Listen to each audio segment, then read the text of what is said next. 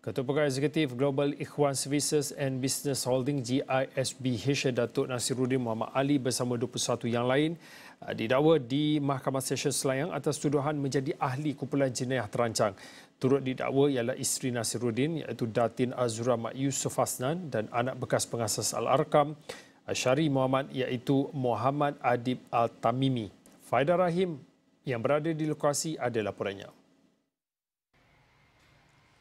Terima kasih rakan setugas di Astro. Saya masih berada di Mahkamah Session Selayang untuk membuat laporan bagi kes tuduhan terhadap Ketua Pegawai Eksekutif Global Ikhwan Services dan Business Holding GISB Datuk Nasiruddin Muhammad Ali bersama 21 yang lain yang mana mereka didakwa di Mahkamah Session pada pagi ini atas tuduhan menjadi ahli kumpulan jenayah terancang yang mana pada pagi ini pengamal media berada di sini sejak jam 8 pagi dan kalau dapat dilihat sejak pagi kawalan ketat telah dilaksanakan oleh pihak berkuasa yang mana kami telah ditetapkan untuk berada di perkarangan di bawah sahaja.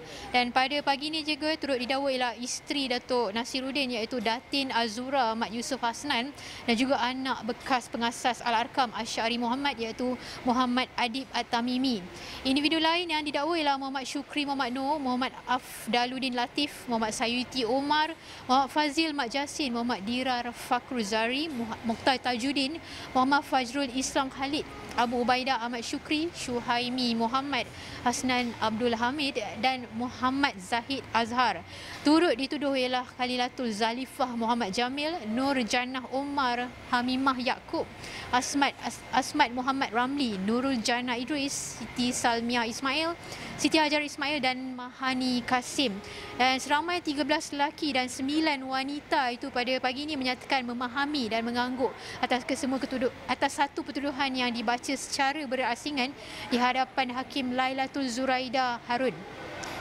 Mereka didakwa melakukan kesalahan itu mengikut Akta Kesalahan Keselamatan Langkah-Langkah Khas 2012 SOSMA. Bagaimanapun tiada pengakuan direkodkan kerana kes membabitkan Akta SOSMA adalah di bawah bidang kuasa Mahkamah Tinggi.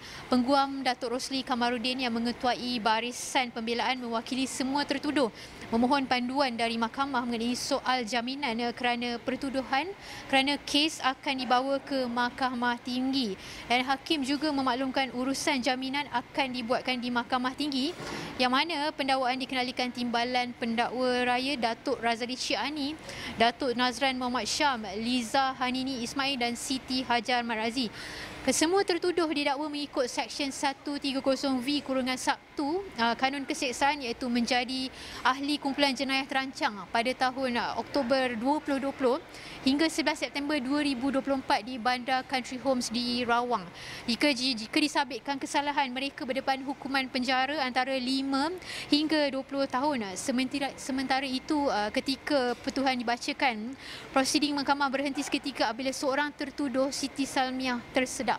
Dan Rosli menjelaskan anak guamnya menghidap asma dan memohon arahan mahkamah supaya tertuduh diberikan rawatan. Jadi sementara itu mahkamah membenarkan permohonan berkenaan.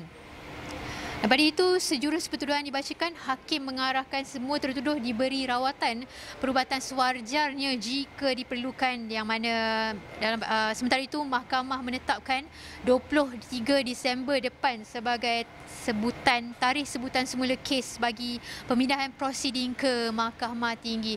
Saya kira itu saja yang dapat saya bawakan dari lapangan dan kami akan bawakan maklumat lanjut di portal astroawani.com. Kita kembali ke studio. Terima kasih.